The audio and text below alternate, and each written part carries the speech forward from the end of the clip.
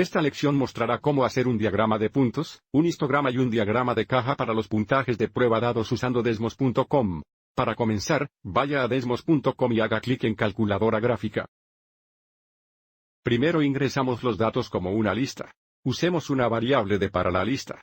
Ingresemos de es igual. Para ingresar los puntajes de la prueba uno por uno, debemos usar corchetes, que se puede encontrar en el teclado Desmos haciendo clic en el botón Mostrar teclado, el botón ABC y los corchetes están aquí en la parte inferior. Sin embargo, si los datos están en una hoja de cálculo, simplemente podemos copiar y pegar los datos en un solo paso. Avancemos y hagamos eso. Cerremos este teclado. Ya tengo los datos en Excel. Voy a resaltar los datos. Copiar presionando CTRL más C. Vuelve a Desmos. Y pegar datos presionando CTRL más V. Si presionamos Enter, podemos ver que tenemos 48 resultados de exámenes. Y observe cómo los puntajes de las pruebas están entre corchetes. Y ahora creemos el diagrama de puntos. Podemos escribir trama de puntos o volver al teclado Desmos, haga clic en Funciones, haga clic en Distribución y haga clic en Dotplot. Y observe cómo Desmos nos dice que ingresemos el conjunto de datos con la coma del ancho del contenedor. Entonces en nuestro caso ingresamos de, por defecto, el ancho del contenedor es 1, por lo que si presionamos Enter, el ancho del contenedor se establece en 1. Note cómo no vemos nada, necesitamos ajustar la ventana. Podemos hacer esto rápidamente haciendo clic en el botón Zoom Fit debajo del círculo verde. Y ahora tenemos nuestro diagrama de puntos. Nuevamente, si queremos cambiar el ancho del contenedor, podemos volver a la variable de e ingresar la coma 2, por ejemplo, y ahora el ancho del contenedor es 2. Dejemos el ancho del contenedor en 1, para que podamos volver a cambiar los 2 a 1. O elimine el 1 y la coma. Seguiré adelante y lo dejaré así. Y ahora sigamos adelante y haga clic, y mantenga presionado el círculo verde a la izquierda y mire nuestras opciones. Podemos cambiar el estilo de los puntos, el tamaño y el color. Cambiemos el estilo a una X, cambiemos el tamaño a pequeño, y cambiemos el color a naranja. Para cerrar el menú, simplemente haga clic fuera del menú. Y ahora tenemos nuestro diagrama de puntos completo. Creemos el histograma. Hagamos clic en la celda 3. Podemos escribir histograma o volver al teclado Desmos, hacer clic en Funciones. Y en Distribución, haga clic en histograma. Y de nuevo, necesitamos ingresar el conjunto de datos, el ancho del contenedor.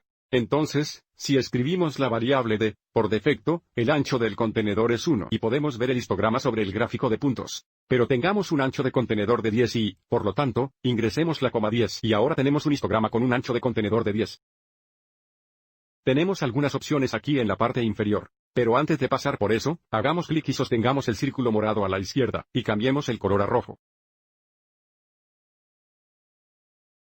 Cierra este menú. Y ahora debajo de la altura de la barra, tenemos la opción de cuenta, relativa o densidad. En realidad cerremos el teclado Desmos por un momento. Hagamos clic en mantener y arrastre el gráfico para reposicionarlo.